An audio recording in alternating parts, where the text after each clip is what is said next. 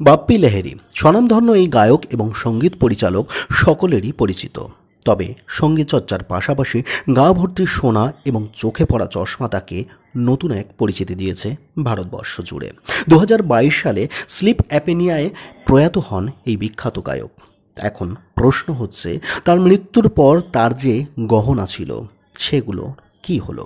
মিডিয়াতে যে রিপোর্ট উপলব্ধ আছে তা অনুসারে যা জানা গেছে তা কিছুটা এরকম। 2014 সালে নাকি তিনি তার সকল গহনাকে উইল করে গিয়েছিলেন, যার মোট পরিমাণ ছিল 754 গ্রাম এবং তৎকালীন সময়কার বাজার দরে যার মূল্য ছিল 38,71,790 টাকা। উইলে তিনি লিখে গিয়েছিলেন তার মৃত্যুর পর তার সকল সোনা যেন তার পুত্র এবং কন্যার মধ্যে ভাগ করে দেওয়া হয়। তাই তার মৃত্যুর পর তার সেই ইচ্ছাকে সম্মান জানিয়ে তার সকল গহনা তার ছেলে বাপ্পা এবং মেয়ে রিমার মধ্যে ভাগ করে দেওয়া হয়। আপনাদের মনে একটা প্রশ্ন আসা স্বাভাবিক, বাপ্পি লাহিড়ী কেন এত সোনা পরতেন? এর পিছনে কি কোনো কারণ আছে?